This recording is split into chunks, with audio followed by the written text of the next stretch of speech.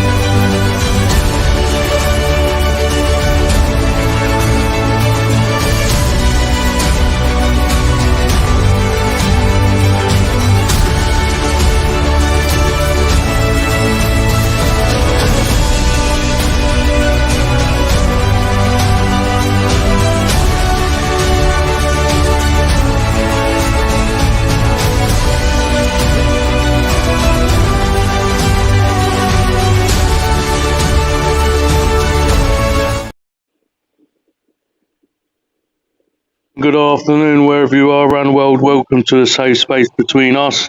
I am your host, Kieran, and my lovely team are here. Welcome, team. We start with Patricia. Welcome. Hi, how are you? I am okay. I was going to say fantastic. That's a lie. I'm not bad. Kari, you good? Yeah, not too bad, thanks. Yeah, I can't believe Lee, it's Sunday already. is it Sunday? Yeah, Lee, you good? Yep, 2 thumbs. Right, we go straight into it. So we've got many topics to talk about today, and I've got something to discuss. So today's topics, we're talking about anxiety for parents over summer holidays and cost of living. We've got Kari's topic, which is mental health use and excuse too often as a way out of accountability. Patricia's topic of all types of narcissistic, I can never say it right, relationships. And then we've got a couple as a group and myself regarding miscarriages, effects on relationships, and then NHS support. First of all, I want to apologise to all the members out there that I've not been very active. We've not had many podcasts in the last few weeks, which I will discuss as we go. But also, I want to say a massive, massive thank you to these 3 people on the screen, Kari, Lee, and Patricia, not only for carrying on a safe space between us and stuff and keeping the group going on Facebook, but also being a massive friend to me and my wife this past week and checking in us. I do apologise. I can feel it coming. If I do get emotional, I'm really sorry. I've said to myself, I just feel it coming. But so on that note, I just want to talk about why I've not been here. I spoke to my wife and it's all agreed. So my wife was pregnant. We were going to tell everyone on last Saturday. Unfortunately, she miscarried. Um, yeah, and lost a baby, which I keep getting random people saying, not no one here, but people saying, "Oh, you're lucky you got 6 kids. It happens daily." I understand it happens daily, but this is the first ever time we've gone through it, and it's so fucking hard. Um, and it's just weird. I still don't know how to deal with it. But at the same time, without these three amazing people on the screen, and also I have to say to some amazing members, to use members who haven't even tried to be nosy, haven't asked what's wrong, just checked in with me to see if I'm okay and my family. It means so much, and I have to say it does mean so much to me. Not before a safe space between us, I've never really had people check in with me my whole life. Since the safe space between us, I've met some amazing, inspiring people who just check in, and it means a lot. So regardless if I've created a safe space between us with these guys, I still go through shit as three of these people on the screen. So that's where I've been. Mrs. miscarried, was pregnant. Unfortunately, she got ill with it. But we'll talk more with that, with the topics and stuff like that. But let's jump straight into topic one, which I think I might as well, as we're here, it wasn't a plan, to talk about miscarriages and how women are, how women get treated in the process. So I've got some facts and stats with me. So obviously, I want us to say firstly, my heart goes out to every lady in the world who suffers a miscarriage. As obviously me being a man, but also men, because I have found it so fucking hard to deal with, and obviously never been through it before. I did have stats, but my computer's decided to die next to me. But my computer's just died. But yeah, it's very hard, and how you women suffer that, because obviously it's your body. You go through all this to connect the emotions and stuff like that. And the worst thing is the aftercare, which I want to talk about more. It is disgusting. It's shocking, and I'm shocked with the kind of aftercare, or non-existent aftercare for miscarriages. So obviously, this is what happened to Emma, my wife, and then obviously I'll come to the ladies, and I know Lee's gone through it with his wife as well. And anyone who wants to talk, mention, comments, come on, whatever, you're welcome. So obviously Emma got told on Saturday, not this Saturday, last Saturday, she miscarried, which was the day we were going to announce it to everyone, family, the kids. I was excited like it was Christmas, to be honest, to sit down with the kids. And the reason I've been most excited, regardless of having 6 kids, was the shit I've done and gone through the past year, not just what I've gone through, but what I've done as well. I thought it was a sign from somewhere to say, this is your chance to move on, to finish off your family, basically. Not meant to be, but it was. So Emma was left in A&E for nearly 28 hours, yeah? And I don't want to embarrass her or anything, but obviously women, you bleed, and there was a lot of bleeding in A&E, and she was left. Really disgusting, no care, no give a shit. And then when they finally took her blood pressure 6 hours on and stuff, 2 nurses are having a conversation about the night before when they went out, laughing and bantering. I left it for 10 minutes, and I had to kick off. I said, what did I say? You're so unprofessional. My missus is just there, just lost the baby. She's bleeding in front of you, and you're talking about your fun night last night. Rude. So anyway, lost a lot of blood. She was in A&E in corridors for 28 hours. She finally got moved to a ward after 28 hours. They then rang her. So ultrasound rang her and said, "Oh, I know you're at home. Can you come to the hospital and have a see if the baby's been flushed out?" She went, I'm in the hospital. I'm not at home." So we go go upstairs with her. So, by the way, she's losing so much blood. She was made to walk to ultrasound upstairs on her own. And obviously that really hit me, because obviously you get told and see on the screen, little man, I'm going to call it little man because for some reason I thought it was a man, boy, was there. So obviously then, I think it was day and a half later, she gets booked in for an operation to be taken out. So this was Saturday. She didn't get taken out of her till Wednesday. So 5 days, I think that is. And for me, to be told you've lost a baby is hard enough, but to be left in your body as a woman, I don't know how the fuck. I still don't know how she's gone through it, because she doesn't really. She says she's fine, but I know she's not fine. And how you can still have knowing that your baby's in there but not there, or in there but not alive, because then they tell me it's a little baby jelly and all this, and I know people like Lee spoke to me about this before, and I didn't believe it. And obviously it's taken out, and then she was sent home, and then again she's still losing blood. But anyway, enough about me and Emma. But how you fucking women go through it around the world. I just want to know, did anyone get aftercare? Is there aftercare? Because the research I've done and stuff like that, the aftercare that we got told was don't have sex for 3 to 4 weeks. Yeah, okay, yeah, we're not that dumb. And if you lose more blood, come back to A&E. That was the only care she got after. Right.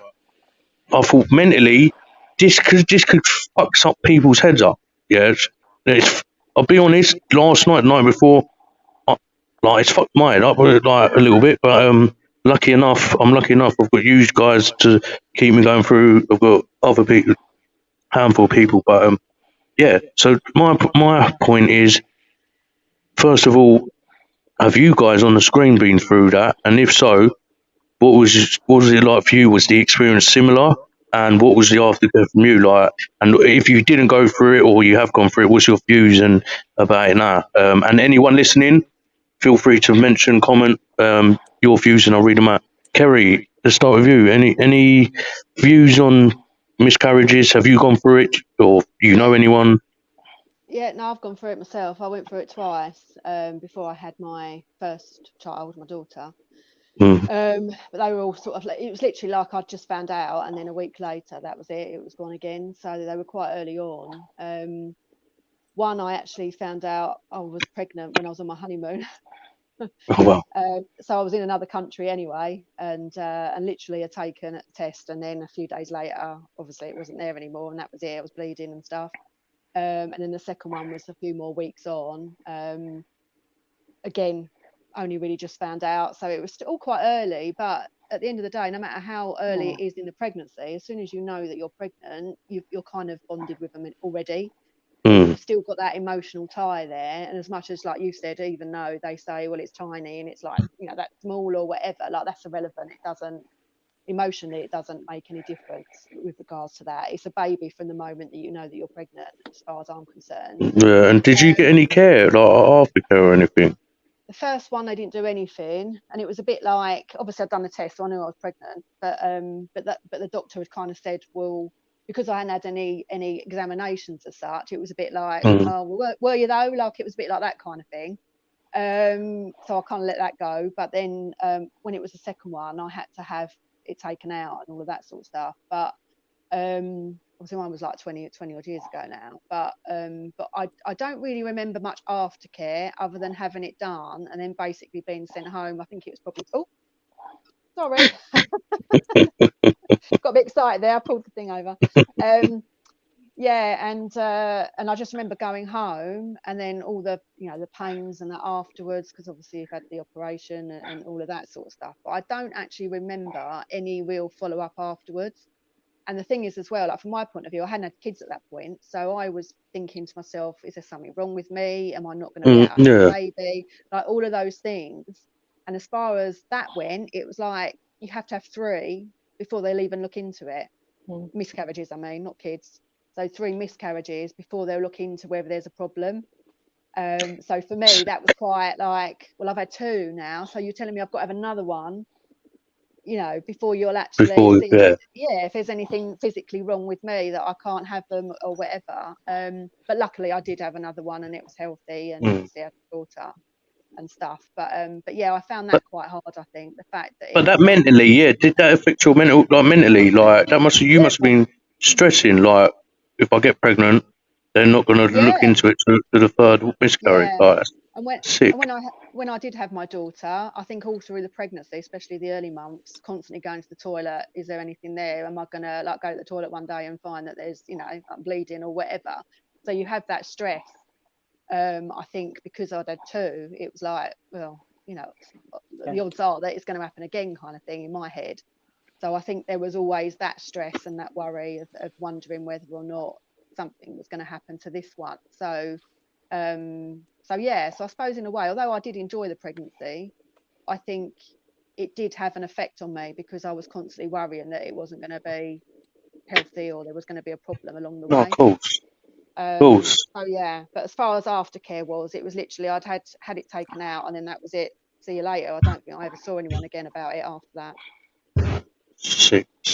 Patricia, what about your? Thanks for sharing, Kari. My one was a little bit much different, but the same. If I don't know how to explain it. When I got pregnant, because I was told when I was young I couldn't have children, so I got pregnant quite late, at 36, right? And I got pregnant with twins, and I lost one at 7 months. And I was told because it was 7 months, I have to carry full term. Right? So all of the time that I'm carrying in full term, I know that one is alive and the other one is not. But then I have to give birth to both of them. And then after you give birth to both of them, they were more interested in the one that was alive. You know what I mean? So when I was grieving and happy for a child because I have one, but I have lost the other one all at the same time. And I even have no support whatsoever afterwards. Nothing at all. When actually, I did have therapy because I went and my father paid for it, but it was the missed messages of your brain because you are like caring for the child that you have. I haven't grieved for that other child because I have to care for the one I had. And no support was given, no counseling, no nothing at all. And where was that? Was that here in the UK? That is valid. No, that's nice. Thanks for sharing, Patricia. Thank you, Lee. Yeah, same sort of thing as your situation. Sent to the hospital, sent back home. Had to wait 4 days to go have a scan to be confirmed. And then it was sort of heartbreaking because the scan room was the same room as new parents were coming out of with their scan picture all happy. And we're sitting there knowing why we're going into that room. And it does. And like Claire both of us took it hard for months, really. Like, it was very tense in the house because it was a bit like she wanted to talk about it all the time. I did. I'm very out of sight, out of mind. And right, we've got 2 children. We need to just get on with it. And then she wanted to sit down and have lots of conversations. And I don't know, I just sort of shut off from it. And then our only way around it, we just decided to come up with a memory box. And whenever she felt like she wanted to talk about it, she would write it down. And then when I was ready, I went and read what was in the box. And that was our way of being able to communicate with each other without. Because she'd go to start a conversation. I didn't want to talk, so I'd get the ump and walk out to another room. She'd get the ump that I didn't want to listen. I couldn't handle listening, so it was all like. And even now, like we're 3 years on, and it's like a loss, like the pain every day. There's not a moment throughout the day that a thought doesn't pass my mind thinking what would have been. No, of course, and I get that, and like I totally get that, and it's just like again, we're fresh to it, and I'm finding it a bit. I don't know, like I don't want to say hard, but it is a bit hard. Like people, and what wangers me, guys and ladies, is that I've heard comments have been made to me around me on Facebook and stuff like that, where people say certain things shouldn't be aired, should be kept private. But this is not cliche, it is a little bit. This is what a safe space between us is about. Is no, we should be able to talk about these kind of things, because with me, if I keep things in what happened to me last year of drinking, using cocaine and stuff like that, that's what will happen if I don't talk about it, right? And then I get silly comments and stuff, and I just think, where the fuck is society? Well, not everyone, but in people in society have a fucking heart. Not just for me, not for my missus, but anyone out there going through anything. It's because why it's fresh. I just don't think it's nice to read or hear or be told these things. I've heard comments of fucking make sure you get the snip next time and all this shit. Like fucking hell, this was a day later. Like fucking relax, man. Fucking hell, and and obviously with Emma being in hospital for literally nearly a week, and yeah, I was on breaking point, but I had to somehow keep the kids not to go down the route of seeing me losing my head. And obviously Emma's come home, and we've not really spoken about it and shit. And it's there will come a point where, and I think Emma's grieving is she's just been kind of being a bit snappy at the moment, and stuff like that. And it is heartbreaking at times because I'm sitting there thinking, fucking hell, like it's hurting me as well. But obviously, I respect that the women feel it more because it's in their body. I respect that, but also I don't think, and this is not just based on me. This is based on many men and research and stuff. And I don't think men get the respect either by how much it hurts inside. Like we us men, I'm not saying women don't have this, but men, we got this pride thing and we hide our feelings as it is, and hence why the suicide rates of more men, etc. And it's just like, I find it hard to talk about these kind of things. And it's not like people say, "Oh, look, Kieran airing his shit again." It's not about me airing my shit. It's we need to normalise this conversation, because the more we talk about it, the more we can be supportive for the next lady who actually sadly has a miscarriage, and they can maybe look back and see, listen, you weren't the only, like, we've been through it and we're here to talk to you of our experiences and shit like that as well. That I think that's hurt me more, is hearing these comments and posts and stuff, and also sitting back and realising, hang on, is Emma going to get a phone call from the NHS or from the doctor seeing if she's mentally okay? And it's not going to happen. And on that note, I won't come to my next topic because it ain't fair. So what we'll do, and please do, any members, even you guys on the screen, if you want to come back to this topic of miscarriage and stuff like that, please do keep commenting and we will come back to it. We are not in a rush tonight. But so the next topic we'll come to is, let's go to Lee. Lee, what's your topic, mate? So, as the summer holidays are approaching, it's a very anxious time for families, young people, and stuff like that. So, I just wanted to have a discussion about anxiety over the summer, because there's a lot of changes happening for everyone. Our children are moving classes, or some of our children are getting exam results, so there's a lot of pressure and uncertainty there for them. Then, as parents, there's uncertainty because we've got 6 weeks to have with our children, or there might be some time off work. People in work, jobs might be changing. So, like, I know for me, in my work, they're restructuring the behaviour policy, which means there's changes to come to what I do. So it's all the uncertainty and stuff like that. So I went on to the Anxiety Centre online, and they conducted an online poll, and 73% of the people who took part in the poll said that their anxiety increases in the summer months. And they say that there's a number of reasons, a little bit of science behind the reasons as well.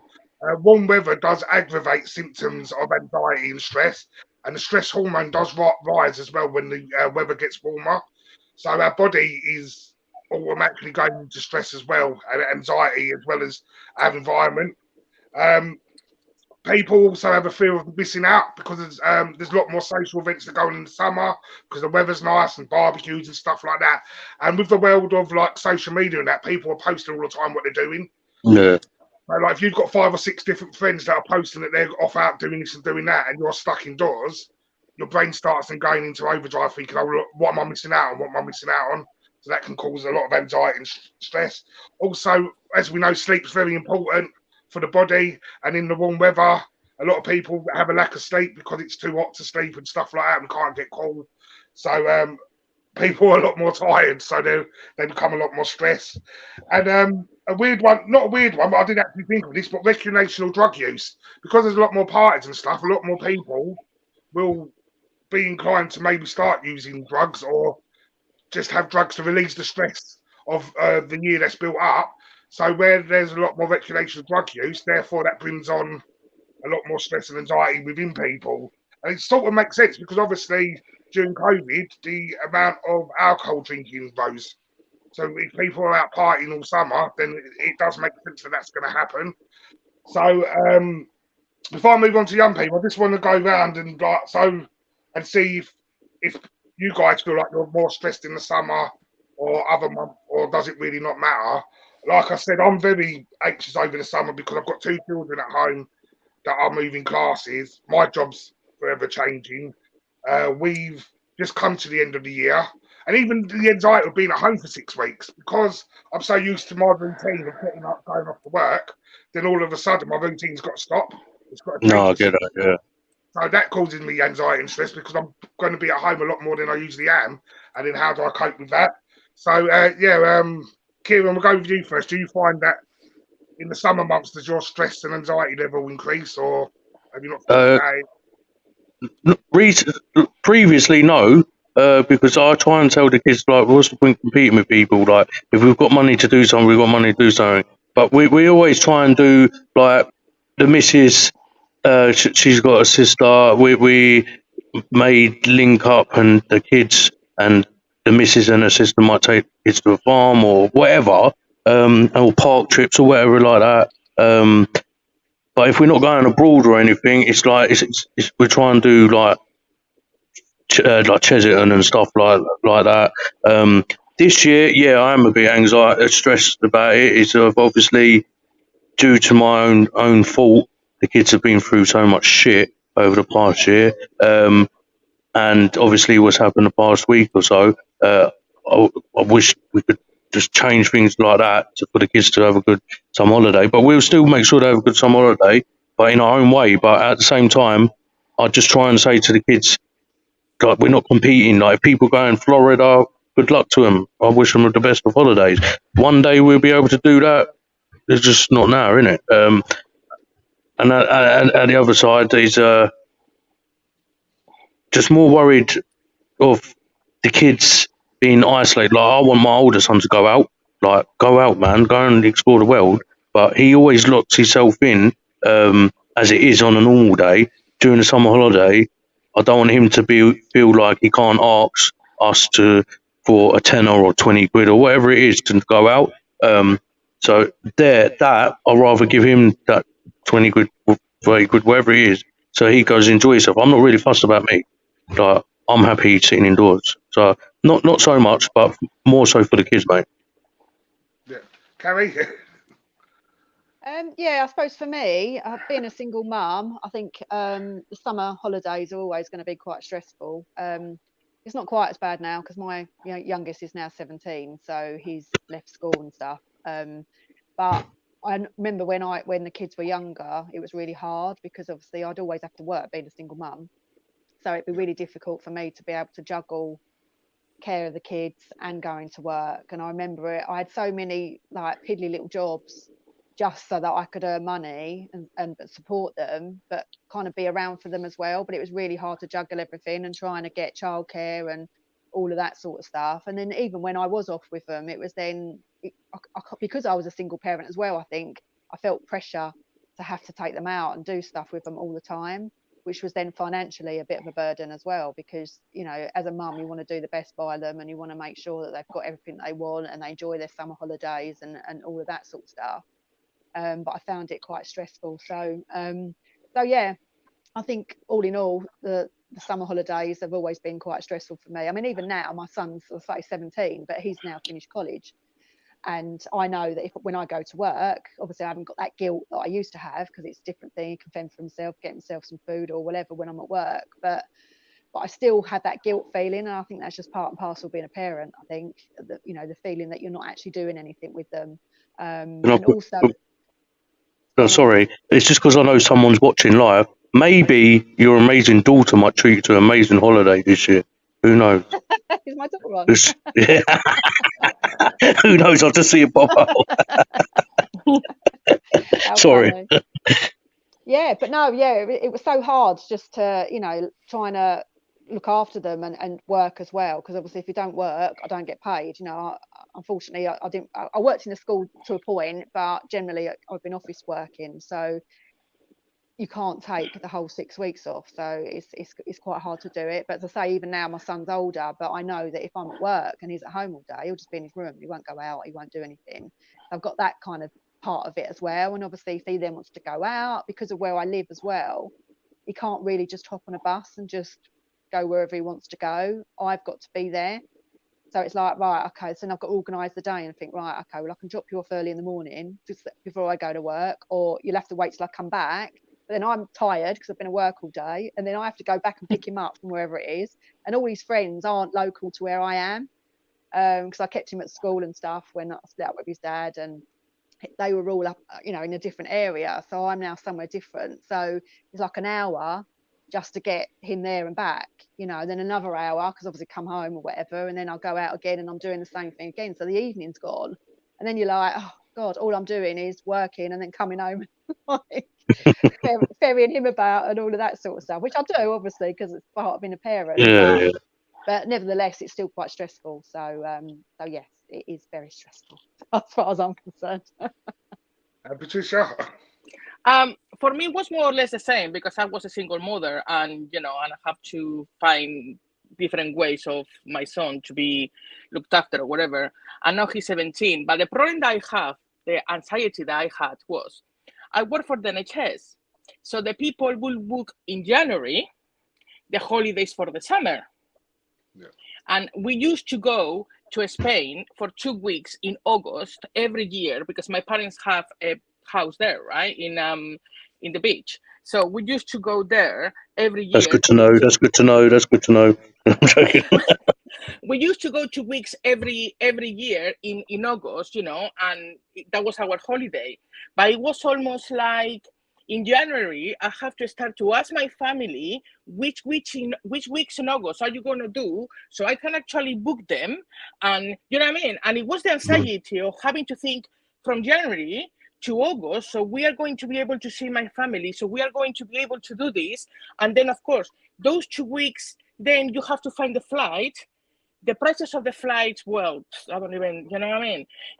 Because I have gone to Spain, the same flight, in non-holidays for £12 return, and on holidays I pay 750. Yeah. The same flight. So Crazy. it's like, for a single mother, thank God I even have to pay for hotels. I even have to pay, you know what I mean? But just the anxiety of having to have, you know, with people, do you mind if I have that week in August and I give you my week in Christmas? And, you know, it's like... No, I get it. Can I just add that? Sorry, I know we said I'm interrupting, mate. I'm really sorry. But just to add, though... I can see you shut up. I can see, no, but Patricia's made a point about the cost and stuff, because if we say, because it'd be cheaper for me to say, right, in October or February to go abroad, right, because it's so much cheaper, but then you get the schools and fines and cancel on your butthole, right? But this is where Kieran's gums are going to go, right? But I see Prince, what's his name? Not Prince Harry, but the other one, Prince William. Yeah, him and these kids were flying about on planes and that the other day. They should be in school. Are they getting fined? They're not going to get fined. They're not going to get fined. So what I'm saying is this: it's okay for the rich. It's okay for those wealthy ones. No. As long as you have a valid reason. Because when my parents did the 50 years anniversary, they got married again. Yeah. And we went to Spain, and it wasn't on the holidays time, right? But I went to the school, and they said, "Oh well," and I came back to say, "Listen, this is a cultural knowledge for my son because he's going to be seeing different people from different countries. He's going to be learning different things, blah blah blah. You know, I have to be." He's getting tutoring at the same time. But I have to. No, he's going to be learning another language. You have to. No, I get it. Yeah. Right? But that's the only way they allowed me to do it, because I found ways of telling them that he was going to be learning other things. But the thing is, but schools now, like we're not here to talk about schools. I'm sorry, Lee, but but schools now, like if you have a day off, like my son had a day off the other day. They were on like half an hour on me, like or on Emma, and I'm like, geez, like imagine going on abroad. I just wanted to add that, like it'd be cheaper if we could just go abroad when we wanted to. But it's good in the way that you've mentioned schools, because my next point, obviously, for year 11s and for post-16s, it's exam results during the summer holidays. And I was just wondering, because this is my first year working in a mainstream school. I've always done special needs, and we didn't really do GCSEs or anything. And I've just noticed, like, we got an email out asking if there's any teachers available to come in for results day to give support to the students and all that. And then I was sitting there thinking, what about the aftercare? So if a student comes in and they've got the worst news they were deciding to get, it'd be like a little pat on the back and sorry about that, and then sending home and stuff, and they've got to sit there for the rest of the summer. And sometimes they haven't even got they're not going back to the school, they're going on to college or another school. So I'm just thinking, what type of aftercare is all that? And I know you've had children that's gone through that process, and my sons will be going through that next year. So I just wanted to go around and see. No, my son is going through the process now. My son is going through the process now. He finishes his exams 2 weeks ago or 2.5 weeks ago, and they don't have the results until the 23rd of August. Exactly. So the kids have got to sit there all summer worrying about their exam results. I mean, and then I'm wondering, my son has already got. It's nothing.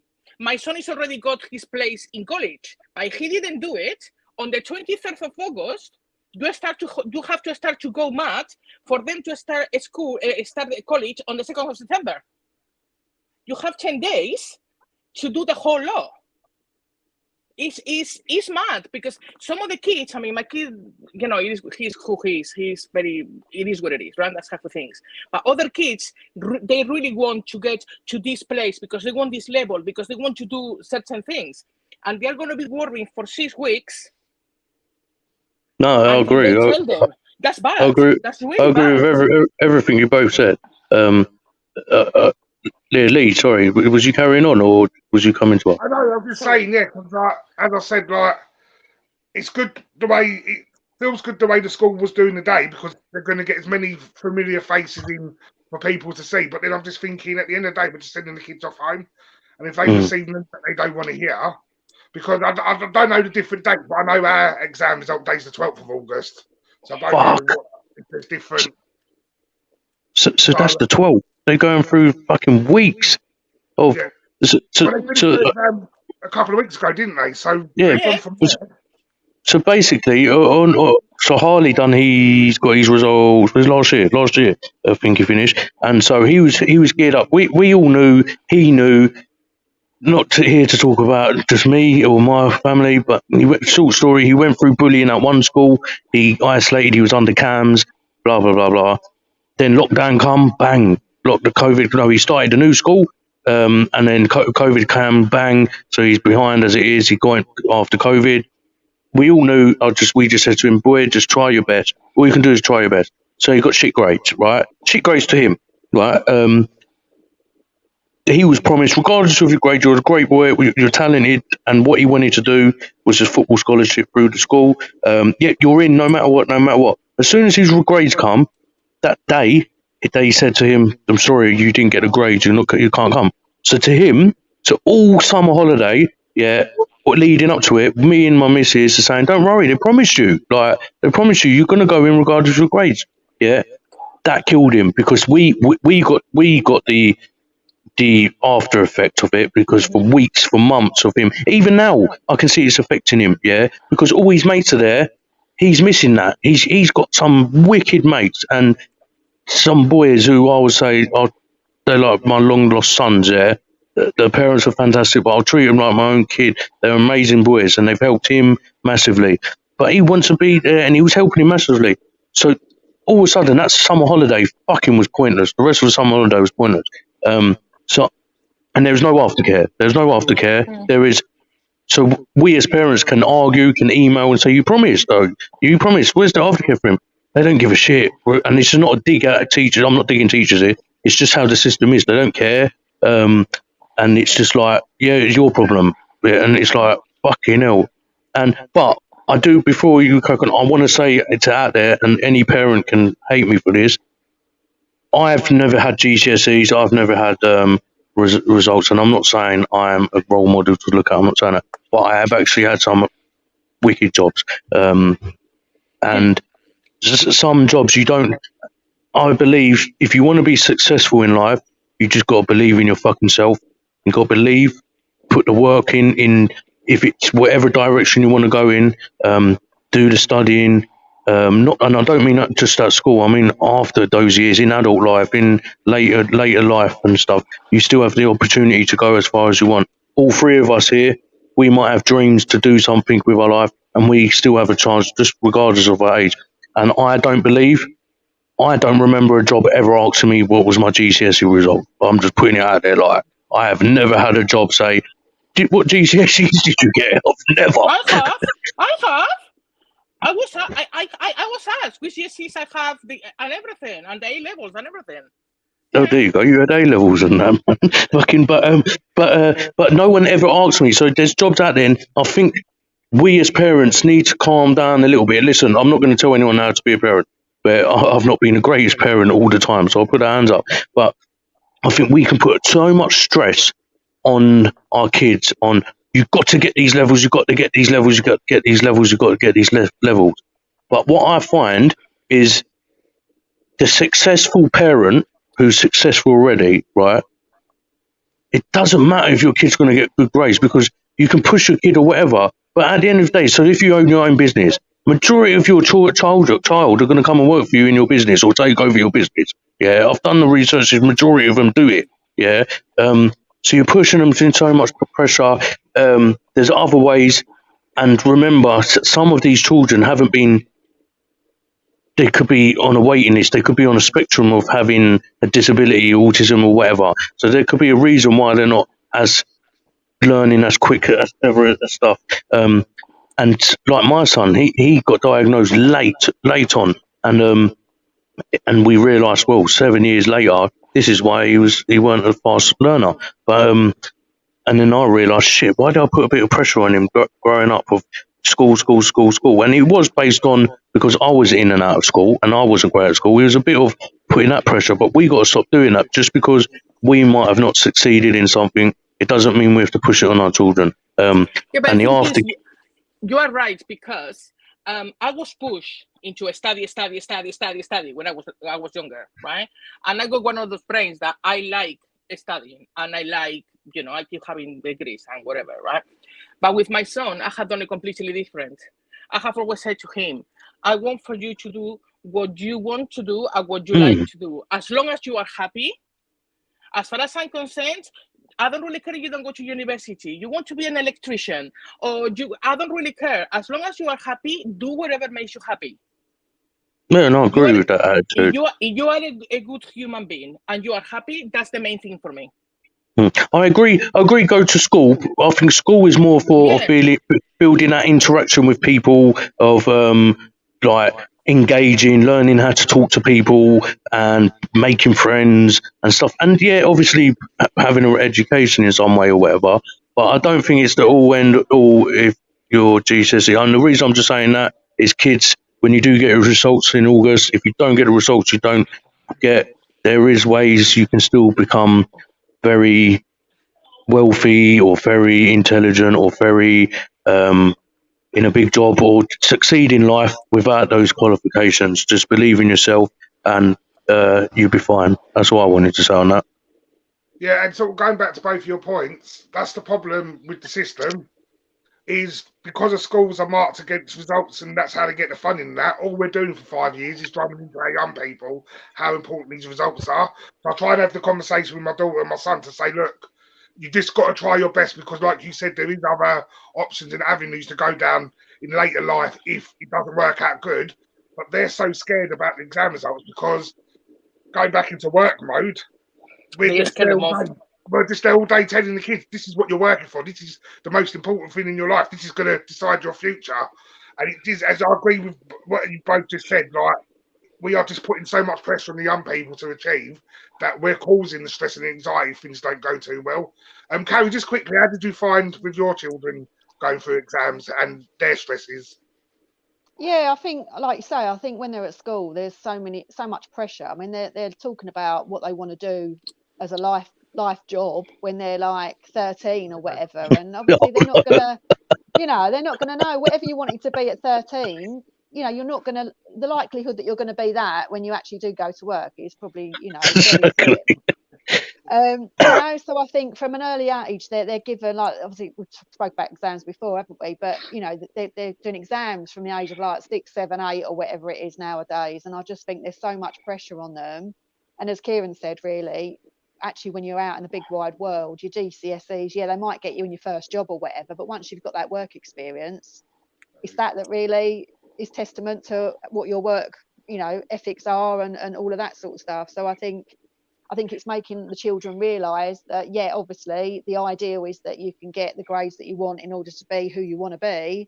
But if that fails, it doesn't matter. Like, there'll be other things that you can do, and you can still go. And I know people that, it's famous people as well, but people that I know that didn't get their GCSEs at school, but they're going off and they're making loads of money doing whatever they're doing, and so it doesn't actually mean anything. And I think a lot of the time as well, the people that haven't got the GCSEs or the equivalent or whatever it is where they live, that they're the ones that actually go off and become entrepreneurs, and they do all these things because they've got other things about them that maybe the bookworms haven't got. Do you know what I mean? Like, there's different attributes. Yeah, but it all comes culturally as well, because in Spain, if you don't pass your GCSEs, you don't go to the next level. You have to pass them, all of them, not just 3 or 4. You have to pass 13, all 13. And when you go up, you have to pass all 13 A levels, or you don't go up. It's like when I did my CV here when I came first, and people was like, you have 13 GCSEs, you have 13 A levels. And I was like, well, yeah, because for me that was normal, because it's the norm in Spain that you have to do it. Okay, but for us, it's different because we do exams every year at the end of the year since you are little. So you are used to doing exams. So when you get to doing the GCSEs, you are used to doing exams. So it's not that difficult because you do it all the time. That's true. Just because you've done it all the time. I know I hated exams, and I was okay with coursework and stuff, the stuff that I was doing on a daily basis. But whenever it went to exams, whether I was 8 or whether I was 16, it terrified me, and I would go into the exam. I'm not saying it wasn't nervous, because I get nervous even now doing exams. No, I meant that when you go to, because you do exams every year, the nerves that you have when you go to the GCSEs, even if you still have nerves, the sitting down in the exam or whatever, because you have done it for the last 10 years, you are used to having to sit down in the exams and having to, do you know what I mean?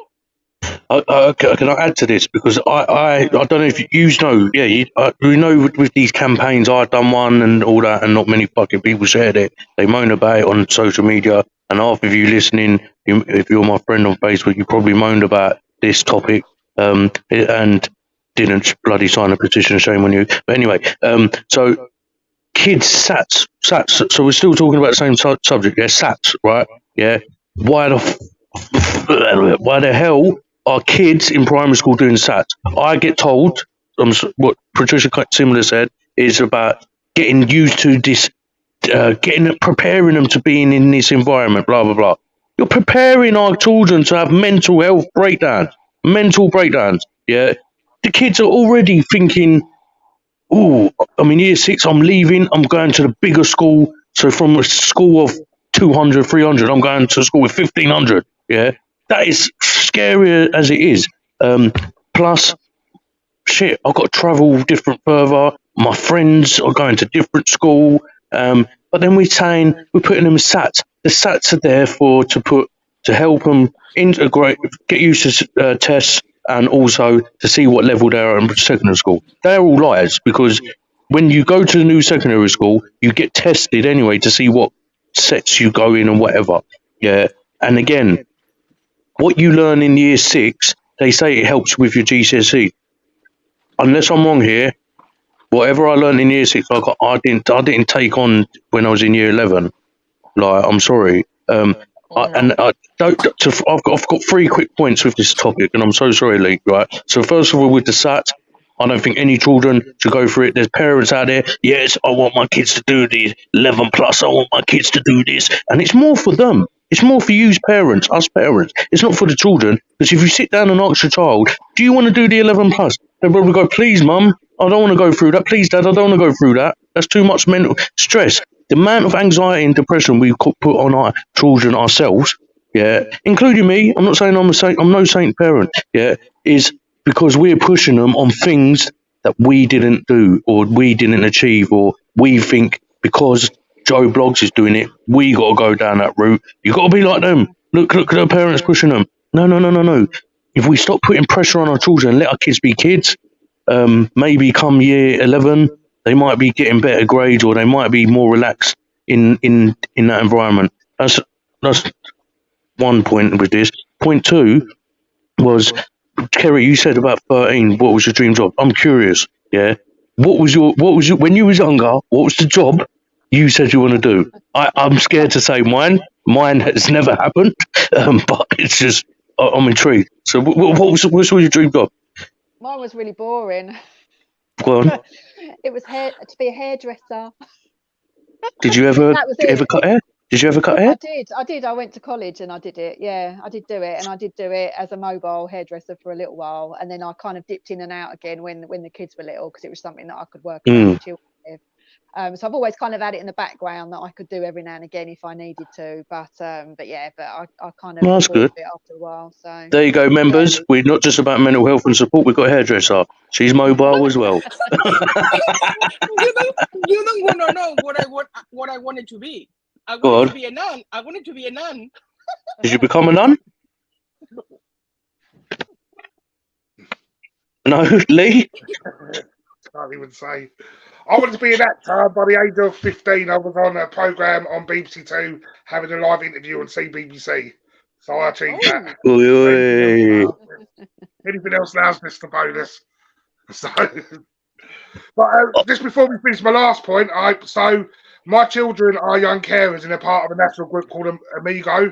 And Amigo passed on to me a text number for young people if they're feeling stressed or anxious. I just want to give that information out for parents to use if they need to. So just get your young person to text SHOUT, capital letters, to 85258, and they're free from any mobile number. And that will get them to someone who will text back and give some support with anxiety and stress. Is this UK? Yeah, just make this clear. Oh yeah, this is UK. Yeah. I didn't have a chance. No, I get that. Yeah. So Lee, if you don't mind, if you just add it into the comments when you after. So thank you for that, Lee. That would be helpful. So if anyone's got kids going through stressful times and that, Lee will pass that information on as well. Lee, is that for the children that they're young carers for their parents? No, it's not just the young carers group passed that on, but that's for any young person who's suffering with mental health. It's just a text number to get them a text back with someone who can help support them. Okay, yeah, because my son is under Imago, I think it's called Imago or something like that, and they gave me a few numbers as well, so I will send them to you as well.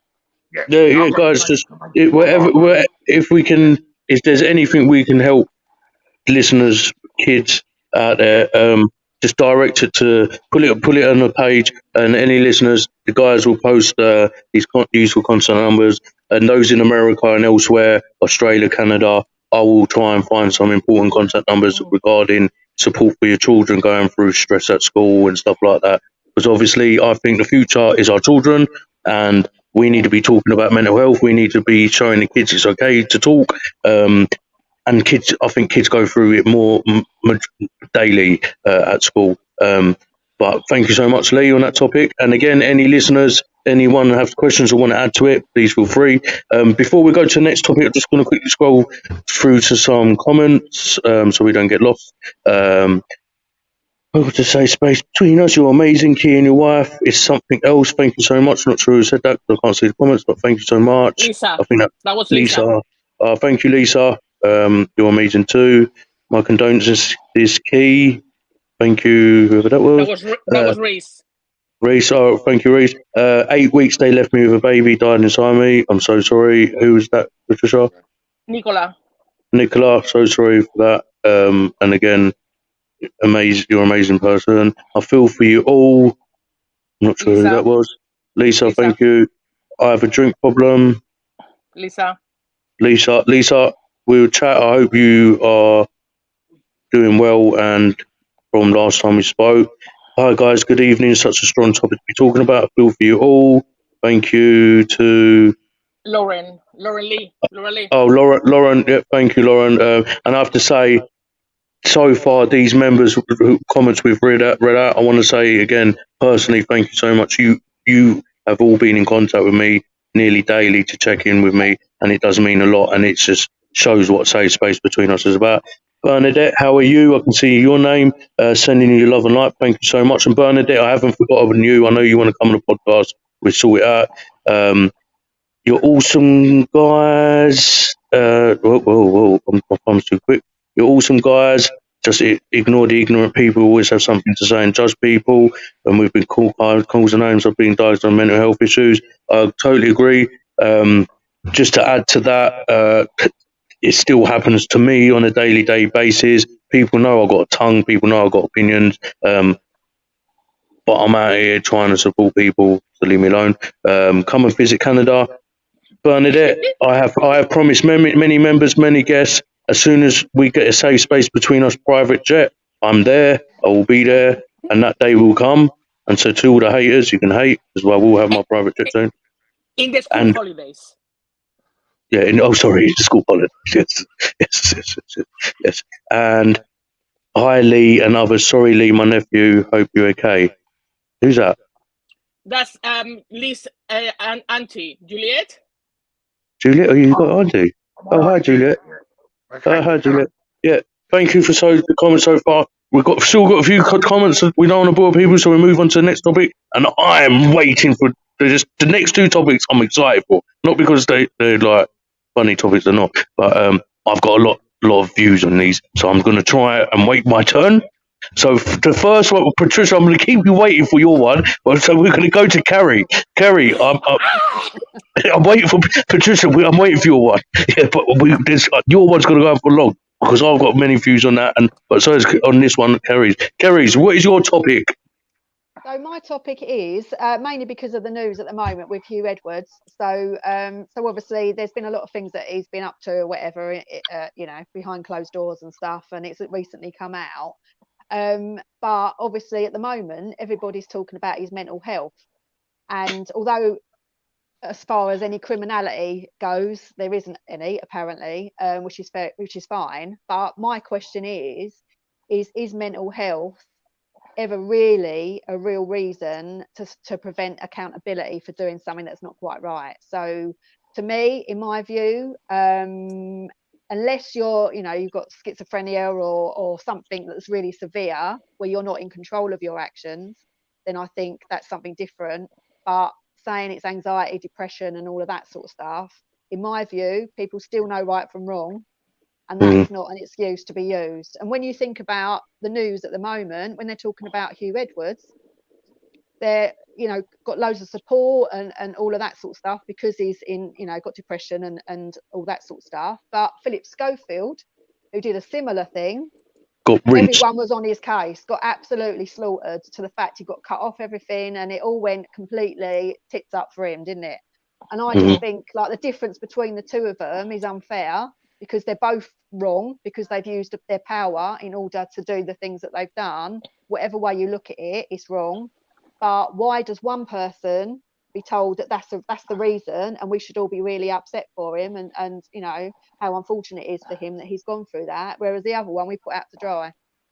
So I've got conflicting views about it all, and we've all here suffered from some form of mental health, and I know for one that everyone sat in here, we might not have made the right decisions, but to actually go out and do certain things that have been in the news recently, or really hurt somebody, obviously that's a different thing altogether in my view, and people need to be accountable. Yes, they might have mental health issues, But at the end of the day, most people do know what's right from wrong deep down, whether they want to admit it or not. So I just wondered what everyone else's views were on it, really. I just want to say quickly, I tried to research statistics. What are you doing? I was saying, let me talk. I'm ready. I'm ready. I want to talk. Go on. So I was trying to look for statistics, but to be fair, they were all very vague, and there was ones that so it was really hard to pinpoint anything specific.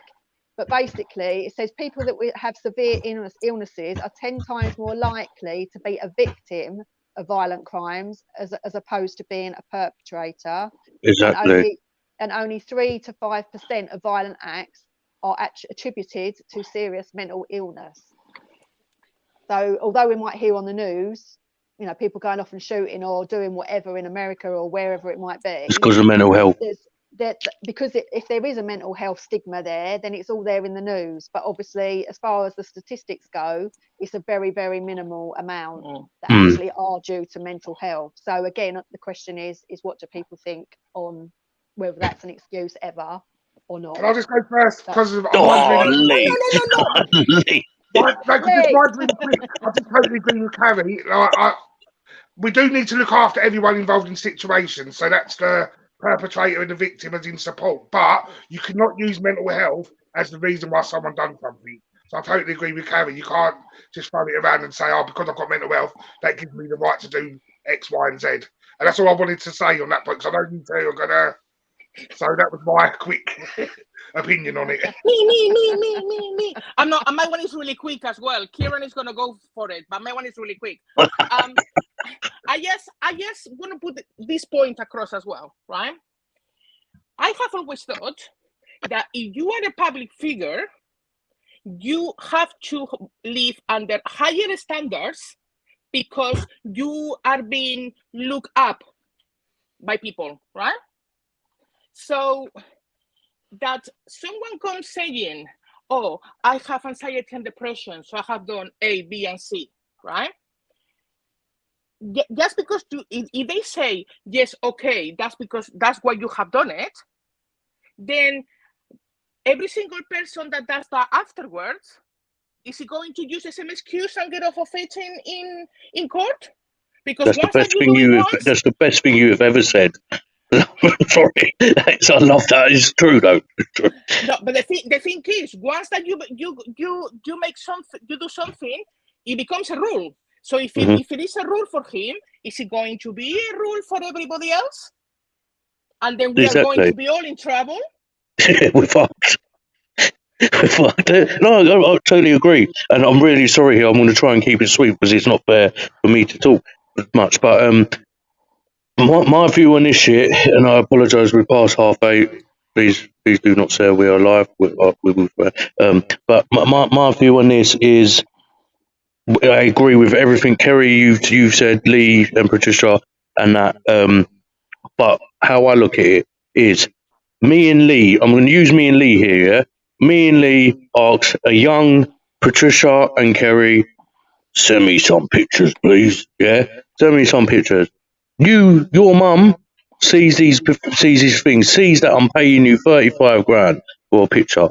If I'm paying for a picture, there's some dodgy shit going on it, right? Your mum reports it to the police.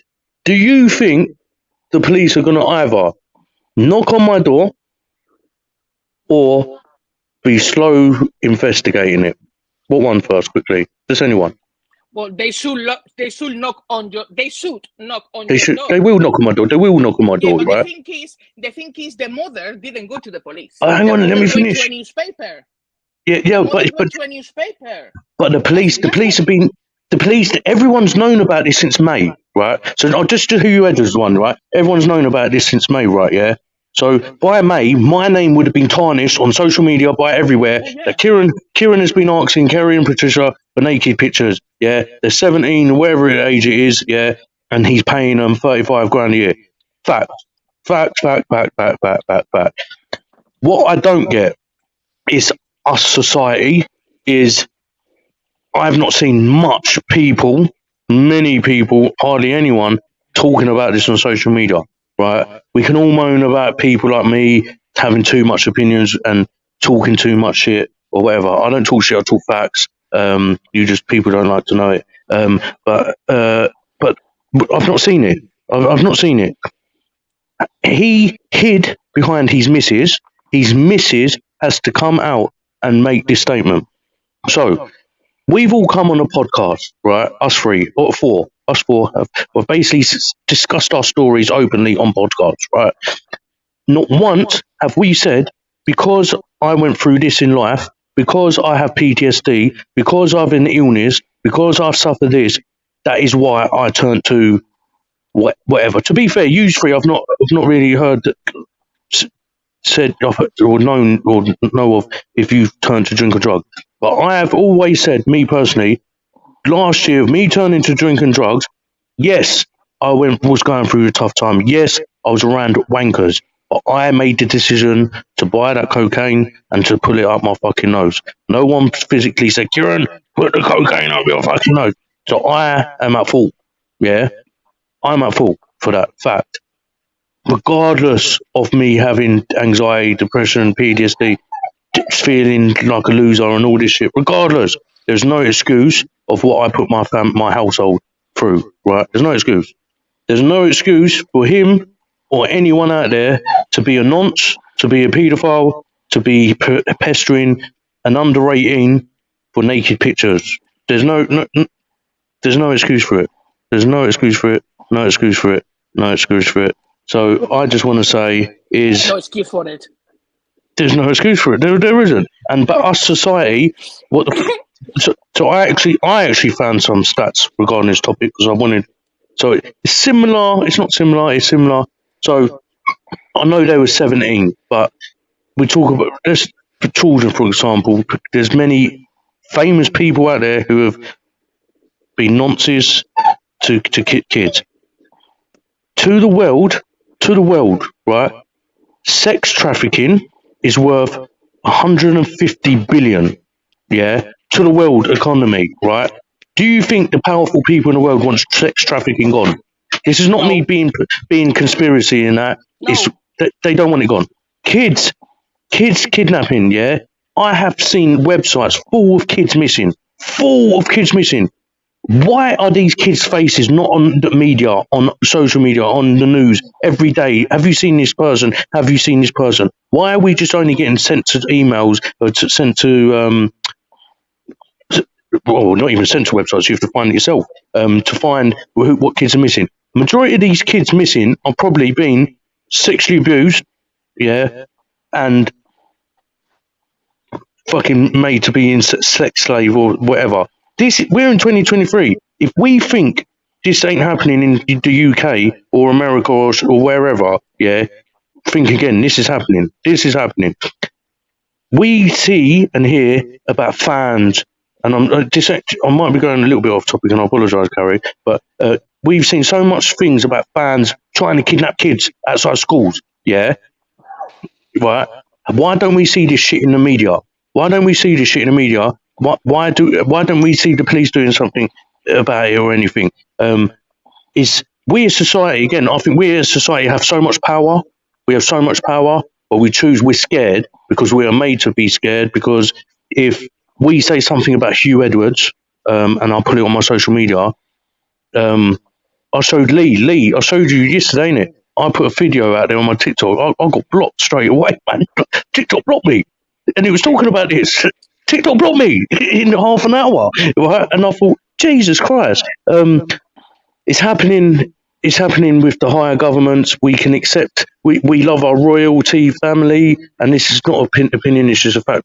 I've got nothing against the royal family, but how can we accept, we turn a blind eye because there's a nonce in the royal family, but we don't talk about it. But again, if me, Patricia or Lee or Kari were these people asking people for pictures and stuff, we'd be slated, and so would half of you listeners. I don't think it's right for one more for you, one more for them. And I agree with what Patricia said, is we're showing our children, we're showing the world, oh, it's okay. If you've got anxiety and depression, cool, I'm going to go and ask. And I've always thought that person was fit. I'm going to ask them to send me a picture. Don't work like that, man. But I'm not going to go on about that. But back to you, Kari. Sorry. Yeah, I think it's all been said now, really. I think, what are we? about hour and 10 minutes, aren't we? So perhaps we should go to the next topic. What do you think? Well, you got your timekeeping. Jesus Christ. She wants to go to bed. Next topic then. Next topic. And I'm not going to go to Patricia. I know I'm not going to Patricia yet. I'm going back to me. Yeah. So my last topic was the NHS.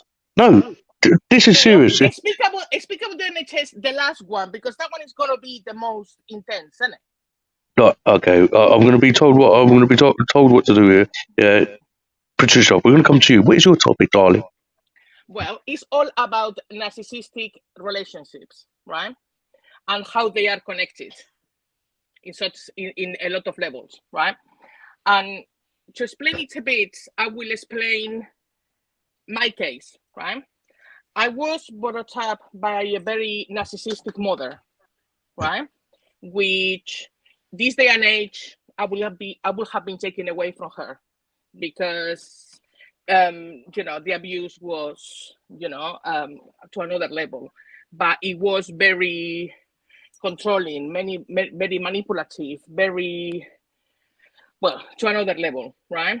And because she was the way she was, my father enabled her, and the rest of the family enabled her, and I was the one that was always, like rebelling or what have you, right? But I have a lot of abuse out of my mom, because my mom wanted 3 kids and she had 4, right? I was the 4th. So then what happened was that then the friends I made along the way, my friends from school, I still got them, but some of the friends that I made along the way, they have the same traits, because that's what I was comfortable with. And I knew how to handle. Any other thing, I didn't know how to handle. I got scared. So that was the easiest way for me. Then when I went into relationships, with men that have exactly the same traits. But for me, it was like a drug, because the first one had the same traits. But when I went to the next relationship, that one was even harvest. The traits were even more. The next one was even more. And the last one nearly beat me up to death, right? I get to a point where, so some of these traits, I got my homework here, right? The actual, the dictionary, narcissism in the dictionary is, right? It says, involves a pattern of self-centered, arrogant thinking and behavior, a lack of empathy and consideration for other people, and an excessive need for admiration. Sometimes it's described as cocky, manipulative, selfish, patronizing, and demanding. That's what the dictionary says, right? Mm.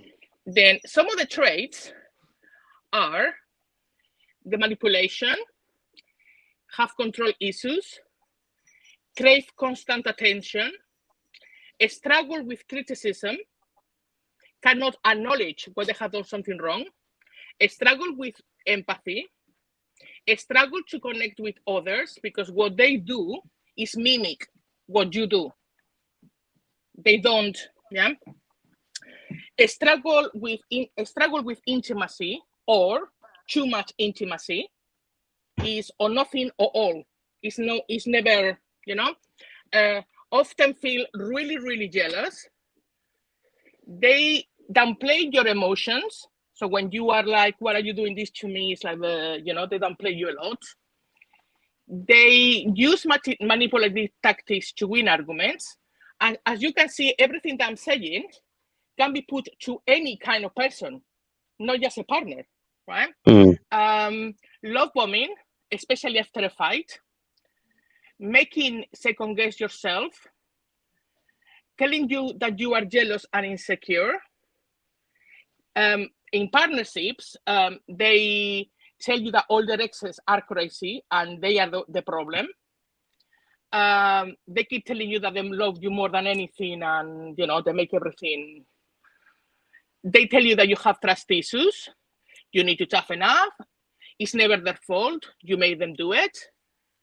And no wonder no one likes you. That's the main, yeah? No. That list, I have actually made it for things I have heard. Mm. I did the whole list, right? Well, in parents, the thing is, when I'm doing my training, I have learned that the parents have this way of making everybody think that they love you as a child when people is around, but when people is not around, they destroy you. So it's almost like, and that's what I had. Monday to Saturday, I was in hell. Sunday, my father was at home. Everything, my family was like the Waltons. So for a child, for a 3-4-year-old, in the brain, it's like, what's happening here? So the more that happens, the more that you learn that that's the way the world goes. So you go to people like that. No, I get that. And yeah, carry on. I've got more.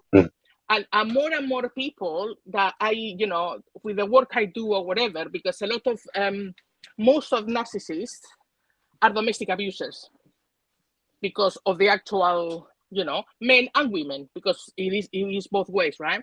And I do a lot of work with solas. And a lot of the women I speak with, I don't have a statistic, I'm sorry, but they have a history in their life where actually it comes from when they were younger, and that's what they have learned to live with, because a brother was like that, because a father was like that, because a grandfather was like that. So that's, you know what I mean? I agree with you, but I've always thought, no, like I'm not going to say the word because I'm mug myself off saying it because I can't talk. But I apologise if this upsets anyone listening of my next word. I just assumed that a narcissistic, the easiest word for this is see you next Tuesday. They're a see you next Tuesday. Am I wrong in saying that? They're being a see you next Tuesday. Because the thing is, all those things you said, Patricia, and I've looked into it because that topic, I've really took an interest in it because obviously hearing your story, Kari's story and stuff, I want to know more about it. And then obviously when I've researched, I thought, hang on, I've been involved, I've been treated like this by parents and stuff like that, and by friends and stuff. And if I'm honest, I have probably been a narcissistic person at one point in my life because I have probably made someone feel belittled or feel something of what you said in that list. Yeah. Let me ask you a question. Did you feel bad afterwards? Yeah, all the time, man. I fucking feel. That's the difference. You felt bad afterwards. Narcissists don't. Narcissists think that they are right. For example, when we have team meetings, yeah, and obviously I'm not going to discuss what we discuss in our team meetings about moving a safe space between us. And when I moan about certain things, I do fucking come off here feeling fuck's sake, man, feeling bad. Like, for fuck's sake, Kieran, like, whatever. But my question to you, Patricia, and please don't take this wrong way, is because people have gone through this, yeah, does that then make you not a narcissistic person yourself, but have you caught yourself doing narcissistic, I can't never say this word, things because of how you was treated? And that's the same question to you, Kari, as well, because I know you two been through it. I have found myself, the control side of things, yeah, I have found myself now for the last 3 years, I have changed a lot and I have done a lot of therapy or whatever. But before, I have to have control of everything. Because if I have control of everything, I knew what wasn't going to happen. If it makes any, you know what I mean? Yeah, I get that. Yeah, I get that. But the thing is, the narcissism, the way it works is that you don't, it's like you don't have no empathy. So yes, I could lose my temper with someone and tell them you are a piece of whatever, right? But then I feel bad about it. And then I apologize. And then you acknowledge that you have made a mistake. That's the difference. That a narcissist will never apologize will never acknowledge that they were wrong. So yes, I have done some of those things, but No, I on the get other it. hand, I get that. then I have realized, oh whoa, no, I should have done that. But my last question to you, well, Kari, come to you first regarding that narcissism. Have you found yourself? Because I know you've gone through it. Yeah. Have you found yourself having those traits at one stage in your life, and you've had to realise and change it, or No, is it not just you've really. learned? I think I've just learned. I mean, I've always been probably a little bit too soft, if I'm honest, with people. So I hate if ever I feel Sorry, soft. upset to You are not soft with me. No way. not now. No, I suppose that's the only good thing that's come out of what I've gone through is the fact that I don't take Wait. any shit anymore. But as far as treating other people, I know how it felt being on the receiving end. So I will do everything I can in order to not be that way, which probably in a way can sometimes go too far in the wrong direction.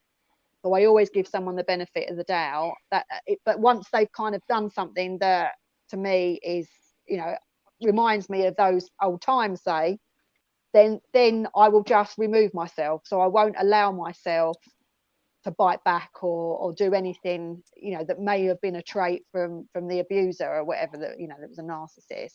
But also as well, on the word narcissist, now obviously there's narcissists out there, but I do think it's bandied about so freaking often. Yes. Everyone's talking about and being a narcissist, and like Kieran said, what about if you're just do you know what I mean? And it's not just the fact, like, some people can just be complete and utter arseholes. Doesn't mean to say let's say they're a narcissist necessarily, but like as Patricia said, if you're asking yourself if you're a narcissist, then you're not a narcissist, because a narcissist wouldn't ask that question because they don't believe they've done anything wrong. That's the whole problem, like the issue with them being a narcissist in the first place. But I just think, again, when we were talking about before and about people using that as an excuse for bad behaviour, and I think we're in a position at the moment, because it's being bandied about so much, that it's making excuses. Oh, well, it's not my fault, I'm a narcissist, or do you know what I mean? It's that's what I read. it. That's what I read, the definition. So yeah, and that is what a narcissist is. But when they go to diagnose somebody as to whether they're a narcissist or not, the questions they ask are just ridiculous anyway. So hang on. Sorry. So you can say we're all narcissists here, yeah? Is this an illness? Is this what is this? You can have Do I get diagnosed as a narcissist? No, you can have narcissistic personality disorder. That is the you can. Yeah. And so basically, just because I'm classed as a CUNT, say people think I'm a CUNT, yeah, I can just go to the doctor, just diagnose me narcissistic. No. Because to be able to be diagnosed, I mean, first you have to do like some tests or whatever, that they are actual gravity. So is there treatment? Is there treatment for this shit? No, there isn't. But you have to see psychiatrists and whatever, and then. But the thing is, there is no treatment. And I think a proper narcissist, is not going to go to a psychiatrist to tell him that he is a narcissist. It's not going to happen. I mean, I'm so confused. The ones I know, I'm not going to go to the psychiatrist to tell them you are a serious Tuesday. So this comes under the same umbrella what Kari was just talking about, this her topic. So basically, accountability. People can say, you know what, something wrong with me. I've got narcissistic, whatever disorder, whatever. Yeah. So they can play that card. Yes. People can play. This is right. I'm sorry. The world has gone crazy. The world's nuts. The world's gone nuts. But the thing is, the narcissistic men, women that become high level abusers, yeah. Give me a high. Sorry, I just had to say that you were saying no. No, I was thinking those ones would never, ever ask the doctor to say that they have that, because as far as they are concerned, they are perfect. They don't have nothing. Yeah, I get that. But what I'm confused about, who has created this? That there's a disorder, a narcissist disorder. A psychiatrist did that. So basically, a CUNT is a narcissist basically. Majority of the time, a CUNT who thinks shit don't stink, who thinks they don't do nothing no wrong. They kind of are a CUNT and a narcissist, right? But they can go and see a psychiatrist because it's gone out the public shit. My ex might say I'm a narcissist or whatever, right? Or my mum or my dad or my brother or whatever. They can say I've been diagnosed as I've got narcissistic disorder. Yeah, please help, please help. Like what Kari's talking about the Hugh Edwards things. Yeah, there's no accountability then. We're basically, or not us here, but basically anyone who does anything wrong this day and age, yeah, they can just get away with it. Yeah, Kari, that's the trouble. The good Kari, thing at the moment is with a narcissistic personality disorder, at this very moment in time, depending what you do, you are still going to jail. Because my ex was, diagnosed with a narcissistic personality disorder, to every level, but he is in jail for 26 years.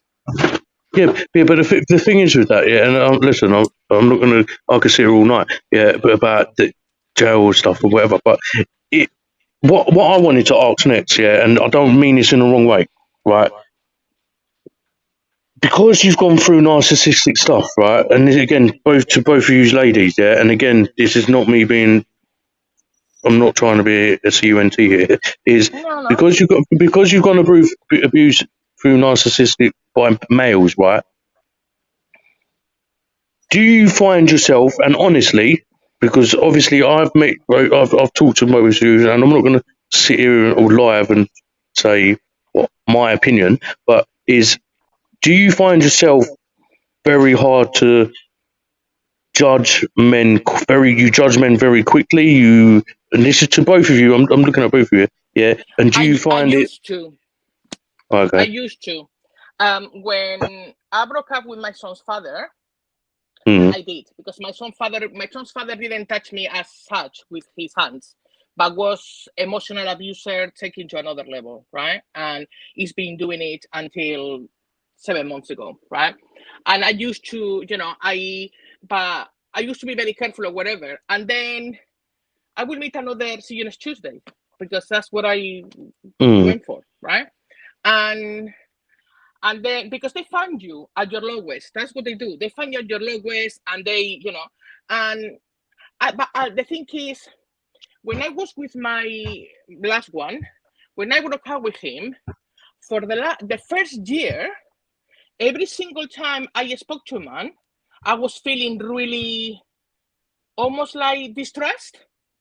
Like, oh, I don't want to be, but the more and more therapy I do, it's like I cannot tell the women that I help everybody's not the same, and if I don't do it myself, But so I'm gonna stop you here because I've got to say this. A comment you made, I'm going to say this, a comment you made, which makes me think, because you've gone through shit, and correct me again if I'm wrong, because you've gone through shit with being abused and narcissistic person against you, but treating you wrong, and I expect it in a way that people will think different of men and stuff. But there was a comment, I'm not going to read everything, but there's a comment that no men could do it either, not a chance, right? To me, that is because you've gone through narcissistic abuse, and you believe that no man could do it either, not a chance. What do you mean? I don't understand. So basically, I don't want to read it. So in the flash of years of breaking, comfort whizzes before your eyes. You have lit light bulb moment. It was never going to happen. We could never have done it at all. I know what you mean, but that's not mine. That's not mine. That's from someone else. Yeah, I'm not saying it's yours, but you put it. Yeah, I'm just saying. But that comment, as a no man, so I thought, shit, Patricia is still going through shit in her mind. That because, and again, correct me if I'm wrong, and I apologise. Yeah, is because you've been in this, and hearing your story, it sounds like you've been through shit, and I know you have, right? So I expect people to think with that opposite sex that most men or female are like that because of what you've seen all your life. But it's just that comment, and maybe you copied and pasted it, yeah. But it's just that comment of no man could do it either, not a chance. I can do it. No. Yes, I can. No, I think no, I read that and I totally believe in all of that, because with me, for example, right, at this very moment in time, no way in hell I'm going into another relationship. No way, Jose. Right? I can have very good relationship with men because I always have had very good friends that were men, that they are very good friends, right? And I can have banter with men or whatever. But I haven't been in the situation of going out on a date or stuff like that, because I haven't put myself there, because I don't think I'm really ready for that. And if I tell you the truth, if I was to meet someone that I would think, oh, I really want to go out with this guy or whatever. Oh, You've my met God. me. Well, yeah, but you're married. I'm sorry. I will put him through the paces until I can trust him, because No, I get that. I got a rule since I broke up with my ex. I got a rule, and I think I've said this before. I will give you my trust, but in the moment that you lose it, you're gone. No, And I'm I don't really care if you are my family, if you are my friend, if you are my partner. So for me to be able to be with another man, oh my God, I will need to know everything. No, I get it. I get it. What with Lee and Kari? Really sorry. Used to your say regarding this topic. No, I just, from what we've just heard, like, again, it just goes back to what Karen said about accountability. It just feels like, so it's a hard one because I don't want to sound him because like we're on a mission, but the more we talk about mental health, the more people find ways to use mental health to benefit them to get away with things. So it's like a double-edged sword, because then it's like, as we just found out, this is now a disorder, which then can be excused. Same with other people. I'm an emotional abuser because I witnessed them, so I can do that. So therefore, I've got to pass. It's stuff like that that just annoys me, because then there's genuine people that need help that are being missed because other people are abusing the systems and just playing the mental health card, Because obviously we've all got narcissistic traits in us. What Patricia read out is all the negative side of our personalities. But like Kari and Patricia have said, if you feel the empathy in that, that's just you having a bad feeling. And sometimes that tendency helps, like in business. Like if you a CEO and you want to drive, sometimes you've got to use a bit of narcissistic traits to drive forward. So an example of that is at my last job, when our old head teacher took over. He was a 32-year-old young man, and when he came in, he was very brash, and you looked at him and thought, oh, who's this cocky so-and-so? He was very much, I'm not bowing down to the councils, I'm not bowing down to the parents, this is my school and this is how we're doing it. But within the 5 years, he turned us into a centre that needed special measures to pass in good and Ofsted. So using that in the business ways, that helped. Yeah. Because it was very, I'm not bowing down to no one, this is how we're doing things. But like he said, and same with stress, like Formula One drivers, they're driving 200 miles an hour every week, and they need a bit of stress to keep them on edge. So them sort of traits in the negative can be used in positives, but it's just shocked me. I didn't even know there was a disorder for it. And that shocked me that there actually is. It shocked me there actually is, because it goes back to Kari's point, people are just going to not take accountability for their actions. But the thing is, there is a disorder, but I did speak up with my therapist about this, right? And she said to me, a proper narcissistic person that is the one that is going to damage other people is not going to go to a doctor to be put into a paper that he has this and that, because they are perfect. So people that is going to use it is people that is going to use it for, it's malicious people. Mm. You know what I mean? Because no, I get you. I do get everything what you all said, and it's just, again, I'm just shocked. Like there's a disorder. Kari, I know you've been through this kind of thing. What would you like to add? No, I mean, I agree with what Lee was saying about, obviously, there's a time and a place, isn't there? Like you say, if you've got your own business and stuff like that, then you've got to be quite on the ball, and you've got to manage people and their expectations and all of that sort of stuff to get the job done. So there are traits of narcissism in situations like that.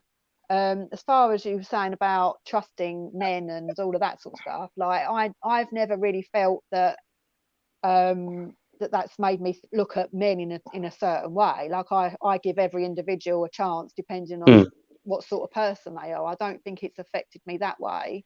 But trust wise, probably, if anything, it's made me distrust myself.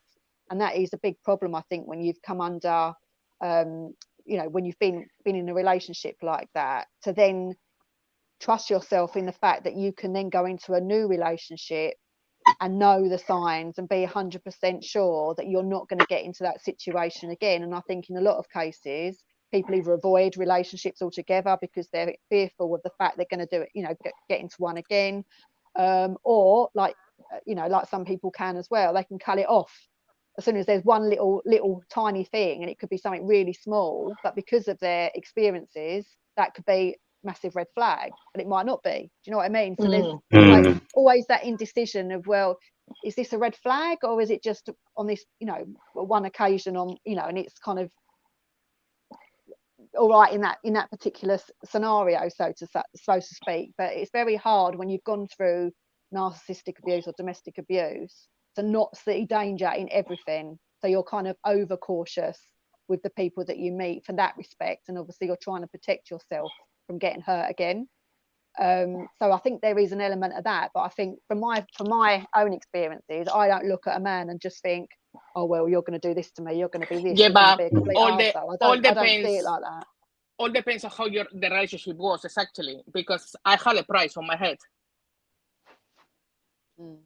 You know what I mean? Yeah. That's the level that my relationship went. I have a price on my head. I mean, he hasn't gone 26 years to jail because he just broke my finger. Do you know what I mean?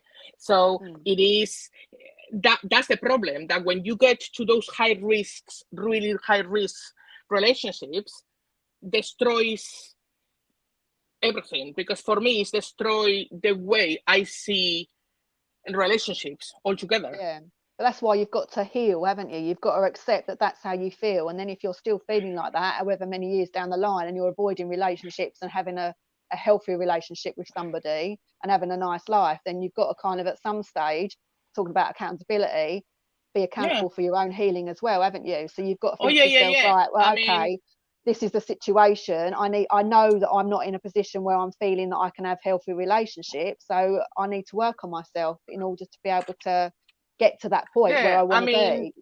I have met a couple of people as friends, and I'm still knowing them as friends, right? They wanted to go out with me from the beginning, but I explained to them, I need to have the relationship as friends, and then if something happens. You know what I mean? But I need to go on my own. Yeah, I cannot just, no, let's be friends, let's talk, let's do stuff, blah, blah, blah, and let's whatever. You know, I'm going to be 53. I don't want to jump into something. I'm going to be 53. And the rest. There you go on. You know, but I don't want to jump into something and then have another broken relationship. And then, do you know what I mean? Yeah. So it's like, give me time for myself to enjoy life and whatever it is. No, I get that. I don't mean to be rude, and we whisk through this next topic, even though it's a big topic. Again, to anyone regarding say the word girls and men, narcissistic. Did I say that right? Yay! Narcissistic. Narcissistic abuse through any relationships, mum, dad, friends, or whatever. Again, I'm learning by these two amazing women. So also, if you do need to talk to us, I'm sure Kari or Patricia might be able to give their time at one stage to just have a little chat, talk about it. And again, if you want to hear more regarding Kari's story, Patricia actually ain't had a full podcast yet. But Kari, there is a podcast which she goes into detail of the abuse she went through and stuff. So if anyone out there, which I know members are going through that thing, please do DM, and we'd be happy to help to support you, signpost you, or get the ladies to have a conversation with you. Final, and I know this is the longest podcast, but it has to be the longest podcast as I've been disappearing for a lot. The last topic is the NHS. Is the NHS on breaking point? Is the NHS on its knees?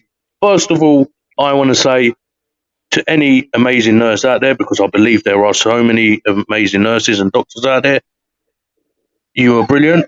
But the NHS as a system, is it on breaking point? Is it on its knees? Before I waffle on, because I've waffled on too much, let's go to the guys who ain't spoke much.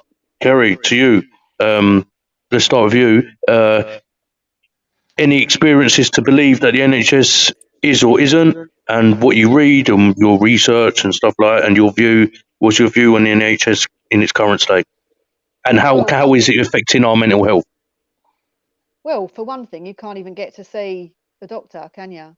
Like, I'm very much, I am the worst patient in a way, because I never go. I have to literally feel like I'm dying in order for me to pick up the phone and make that appointment. So when I do it, it's because I fucking need one. Like, I need to see a doctor there and then. This is what I say. Like, yeah, there and then. Otherwise, I don't want one in 3 weeks' time, because I've got my issue now. Like, I need somebody now. So when you're asked at reception, that really gets on my nerves as to why you're there. You know, what the reasons are. I don't want to tell the receptionist. I want to tell the doctor, because especially as well, like, not tying the two together, but in a way I am, because I've gone through domestic abuse as well. If there's something that could be quite triggering for me to talk about, I don't want to be telling the receptionist that I've got. It's hard enough for me to tell the doctor. So to have to then tell the receptionist and then she decides whether it's serious enough for me to go and see the doctor. No, I don't want that. Exactly. So, you know, there's a whole load of reasons why, but yeah, but I mean, you know, like you, doctors and nurses, I think do an amazing job. I couldn't do it. Absolutely no way on earth could I do that job. But hats off to them that can. And I don't think it's their fault. It's not. It's they're just rushed off their feet, aren't they? They're, you know, not being paid enough. I mean, you know, you could go in an office job and get paid the same as a nurse. Do you know what I mean? It's just the level of like what we give the nurses and the doctors for what they do, I don't think is enough, really. Unless you're a surgeon or something, you know, you could get that money just in an office job or a manager somewhere or whatever, you know. And I think that's wrong. And I just think they're stretched. I just think there's so many people that do have to turn up at A&E or you know, or doctor's surgery. You can also get the people as well that seem to use it as a regular basis, go in there just to talk about, you know, an ingrown toenail or something. Do you know what I mean? And they just love going in the doctor's surgery and you know, and tell the doctor the woes of their life. Do you know what I mean? And they're in there like that week in, week out, going for the littlest thing. And I suppose because I'm not like that at all. No, I get it. I find that really annoying, because then when I really need it and I can't get in because Miriam down the road, who's been there only 3 days ago, is there again, then no, I'm sorry. That's who? Miriam. Hello, Miriam. Your neighbour's slating you here. This is a safe place. No judgment here, Kari. Shame on you. Obviously, Miriam. A real Miriam, not that Miriam, if you need, Miriam, I'm sorry. If you need support, I'm here. Yeah, I won't pass it to Kari. Lee, what's your views on it, mate? Yeah, I think it's definitely either on its knees or on its way out. So the biggest experience that really shocked me was when Claire had to have the hole in her heart closed. We went on a waiting list. We ended up waiting 2.5 years. So I thought, why we're waiting? I'll have a look to see how much it is private, thinking, yeah, like I could afford it. But anyway, as soon as I typed in, the first website I went on, her consultant's there with a big smile on his face, £300 a 20-minute thing. And apparently what it is, they do like 3 weeks private work, 1 week with the NHS, 3 weeks private, because they earn more money privately. So the reason why when the surgeons are then doing that is putting everyone back. Where if the money was there for them just to do NHS all the time, the waiting list would just go, it would just close again. So the consultants and all that are taking a lot of private work on, and it's just making us, who pay every month our taxes and stuff, just wait. So that was a little stuff. So from then, it sort of lost my trust with the NHS a bit. And again, back to the frontline workers, nothing to do with them. It's the systems in place above them.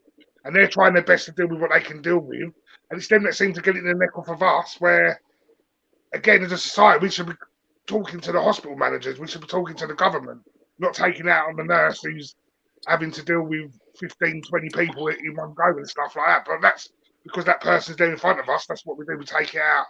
And like, also, Claire had some really bad wax in her ears. So the lady came around, checked my ears, said, "Oh, you've got an ear infection. Go and see your GP." So I went to my GP and said, "I've been told I've got an ear infection. I need some antibiotics." Yeah, 3.5 weeks for an appointment. Again, like, it'd be cleared up by then. like it's like why type thing. So yeah, it's just really weird because like I remember growing up as a kid, it was like really easy to see the doctor. It's really easy, like you see ambulances flying about everywhere. Now it's gone the other way. So when did we go? On Wednesday, I went to Eries to pick up some glasses with my son, and it looked like that one of the bus drivers, he was sitting outside the shop and looked like he just had a heart attack. And they were on the phone. We went into Specsavers. We went shopping round Iceland and Farm Foods. Come back. So we about an hour and 20 minutes, and he was still sitting there on the floor waiting for an ambulance. I was suspecting like that was crazy. Do you know what I mean? It's just it doesn't make sense anymore. That people, I've heard stories of people having a fall, old people having, and then waiting 5.5 hours on the floor for an ambulance to turn up and stuff. And I just think it's crazy. We pay our money each month, and we are not getting a service. No, I agree. I agree with most of it. I disagree with one thing you said, but I'll come to me in a bit. Patricia? Well, I'm going to be a little bit biased here because as all you know, I worked for the NHS for over 20 years. So, you know, I got different opinions, but what you said is true. I mean, when I started to work for the NHS, I went to work for the NHS because I wanted to help people. That's what I wanted to do, right? And when I started to work for the NHS was there for the people, right? That's what it was. It was there for the people. You have the GPs, you have INE, you have everything, right? All of a sudden, INE CCAP closed down. Then something else closed down. I was working in Queen Mary's, and then Queen Mary's was shut down and was converted into a different trust made of 3 different hospitals. Then, and that's just for the people. I was in the hospital, yeah?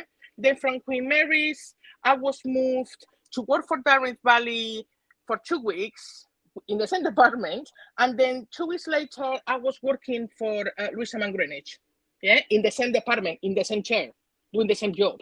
I was just moved from one trust to the other, right? Then after that, we were moved to Queen Elizabeth's. So the people in the end that works for the NHS ends up disheartened with their job because they don't know when the next restructure is going to be. They don't know when the next, you know what I mean? I'm not saying that, it should be, it's the fault or whatever, because they are putting all of this money into restructuring things, but they are putting no more money in bringing more doctors, more nurses, more everything, when actually there is more houses being built, more flats being built. So if you have more population, by default, you have to have more doctors and more nurses and more GPs because you have more people. But we have more people and less services. No, I agree with that. I agree with that. That's one of the reasons why I left the NHS, because I was so disheartened about what it was being, because it was starting to be, it was a business. Because I went to work from Queen Elizabeth to work for the commissioners. So the commissioners are the ones that tell the hospitals what to do. And it was like, 1 second, why aren't you telling them to do this? Why aren't you telling that to do that? But it's all about money. And this is what I was going to. Can you hear me? Yeah. Yeah. Patricia, can you hear? Yeah, I'm hearing now. Yeah. And this is what I'm going to try and be quick because I don't want to keep everyone. But obviously, what me and Emma went through this week, I've always seen it recently or over the last years, and as Kari said, and you've all said, you can't even get a doctor's appointment. I'm similar to Kari. I have bloody 8 doctors. Use all 3 tell me recently to get yourself to hospital. Yeah, blah, blah, blah. And Kari said, it sounds like, I think Kari made a comment, it sounds like making excuses, whatever. It's just, I'm the same to you. Yes, something's telling me I need to go, but what is the point? Yeah, what is the point at the moment? Because you can't get a doctor's appointment. I don't want to sit to the hospital, blah, blah. I agree. So nurses and doctors at the front line are similar to teachers. Yeah, I agree. But I believe, regardless how stressed you're going through, You're at the front line. Yeah, regardless, you're there to save people's lives or oh, bye, Patricia. Yeah, No, no, I'm you're here. there. I can't see you. Oh no, I can. Yeah, maybe you're there to save people's lives. You're there to help people give birth. You help people to tell them, unfortunately, you've got cancer, or congratulations, cancer is gone, or whatever.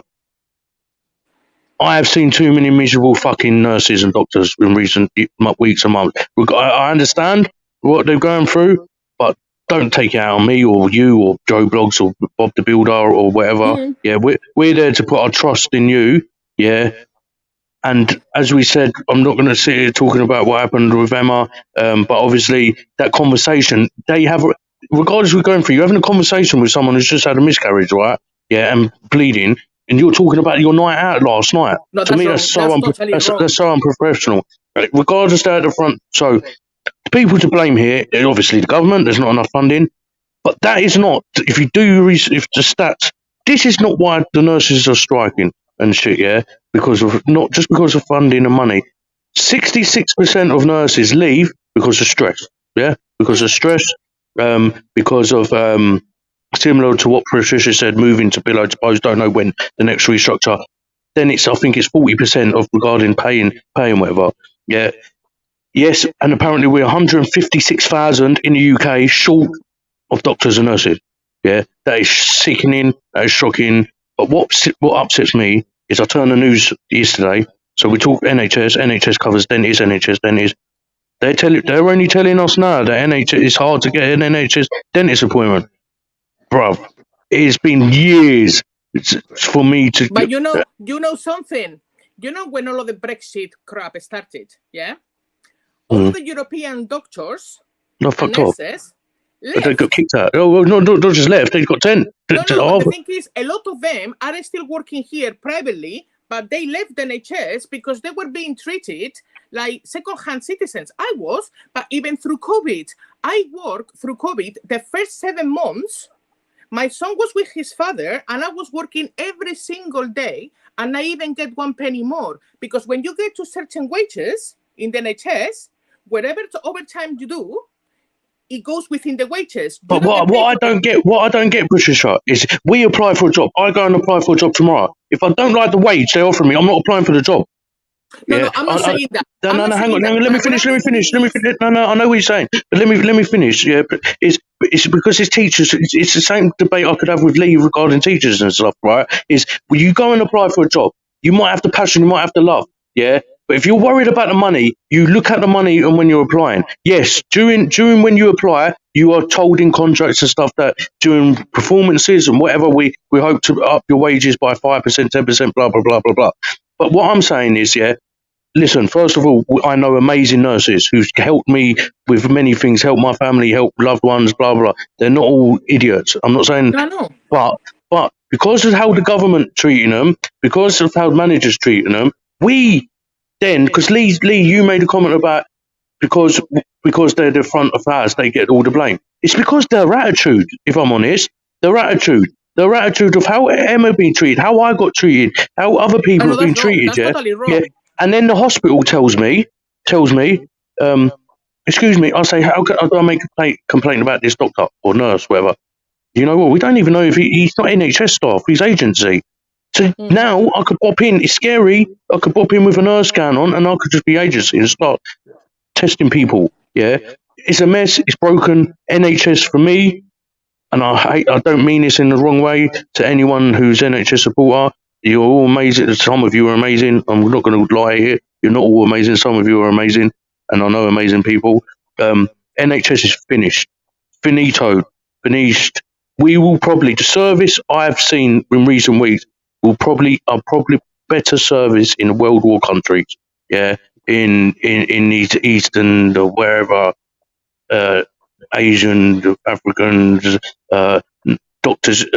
You know, when you see on news where people are getting treated in the street by doctors and stuff, those doctors probably give a shit, and they'll probably bang out seeing about 10,000 patients in a day. That's probably me exaggerating. When doctors come to see, say all 3 or 4 of us are in hospital, yeah, all 4 of us in hospital. After they've seen me, yeah, they will then take the time And I'm sorry, have a conversation in front of everyone in A&E, make Kari, who's supposed to be next, wait another hour to be seen. Yeah, that's bullshit. There has been so many wrong diagnoses, so many wrong treatments given, so many wrong medications mixed up. Yeah, I've had medication mixed up. I've had this mixed up. I've had that mixed up.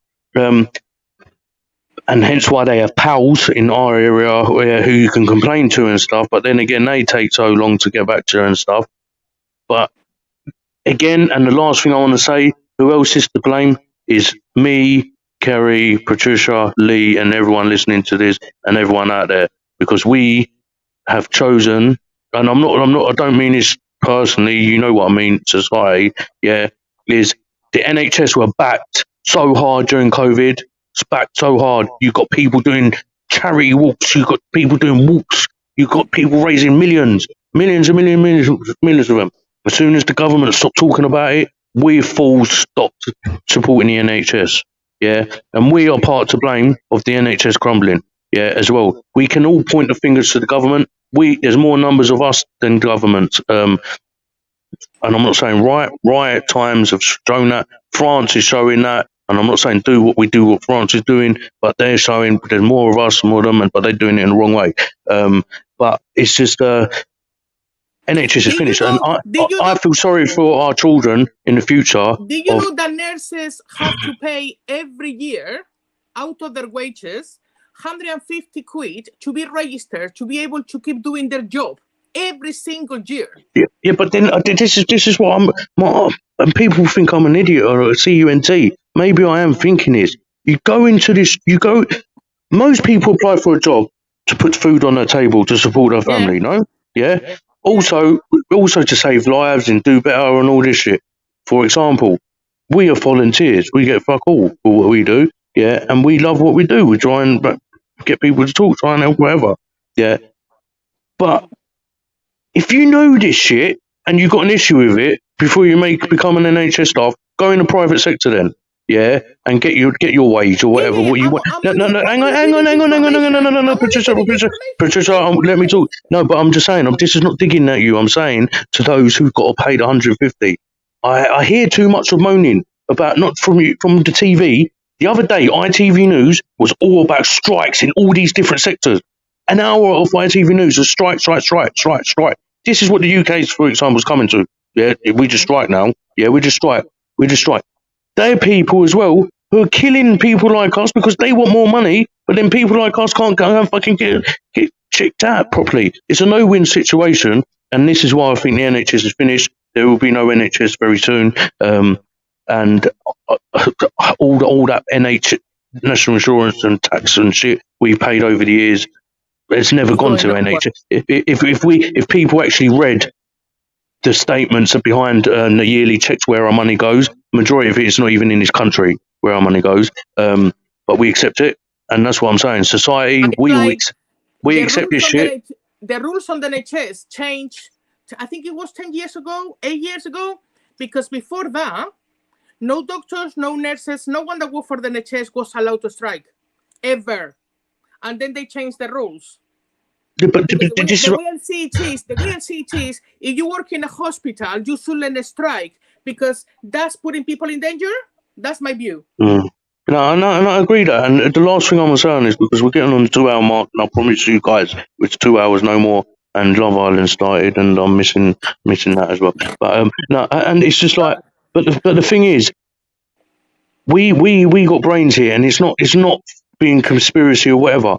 Why do you think the governments and everyone is allowing these strikes? Why do you think unions are saying, yeah, just keep striking? Why do you think governments, by now, they're not agreeing these pay rises for trains to NHS and stuff like that?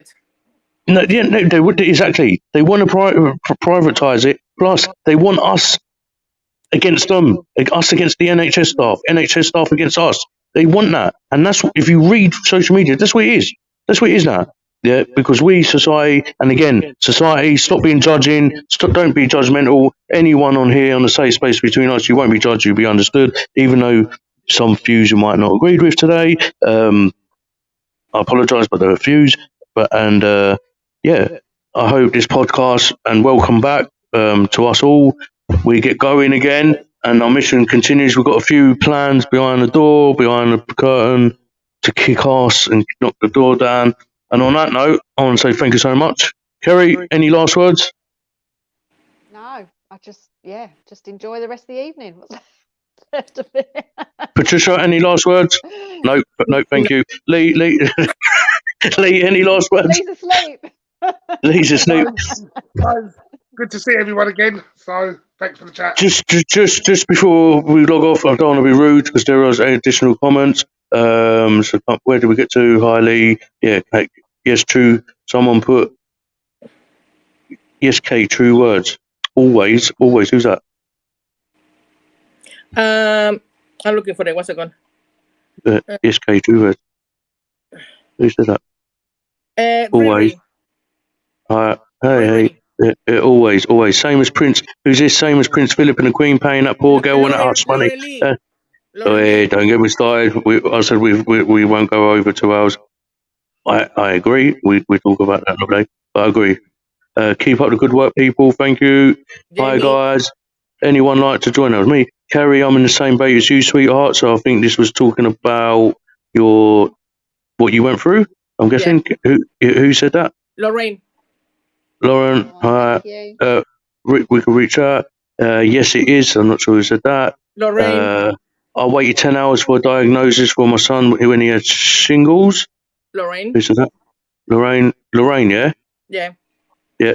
Sorry you've had to go through that. Hope your son's okay. My mother-in-law sat in the QE for over 13 hours with a fractured spine, was sent home with no back brace. There was people throwing up blood, and they were sent her home. She was told to take paracetamol, and she could wait to see 3 months. It's a proper joke. And safely some safe and can safely some are very good, but the majority just don't care. Who said that? Jamie Meekins. Yes, Jamie. Yeah, and I to be fair, I'm not just saying this, and I agree with everyone saying it. But Jamie, I know Jamie, lovely bloke. Yeah. For him to say this, he's very quiet. For him to say this, I'm sorry he went through this. And to everyone who's gone through shit in life or whatever, again, this is what a safe space between us. We've only been going for 12 weeks today. Blup, blup, blup. 12 weeks. Congratulations, everyone. 12 weeks. But we are making moves behind closed doors. Kari has helped me today reply to an email, which we will reply, because we are getting replies from certain MPs and stuff like that. So we are trying to make noise. But again, thank you so much for everyone being supportive. Thank you to you three on here being just headaches today, over speaking me all the time. You should be ashamed of yourself, all of you. Never letting me talk. You see what I got to put up with, members. See what I got to put up with. Never get a say. No, I'm sorry. I get passionate in some conversation. But on that note, I want to say much love. Thank you so much. Use free. Enjoy the rest of your evening. And to all the members, please do reach out. Again, you've got the lovely ladies who's gone through a lot of narcissistic abuse and stuff. I'm sure they can. You said it properly. Yeah, and this is what happened. We don't judge here, but they're taking Mickey out of my speech. No, seriously, we try and make it light-hearted, but we do mean business and we mean serious stuff. On that note, thank you so much. Kari, thank you. Good night. Patricia, thank you. Good night. Lee, thank you. Good night. And on that note, I'll leave you with our outro. Everyone have a good evening. You guys log off with text. We'll talk later, yeah? Good night. Thank you. Bye.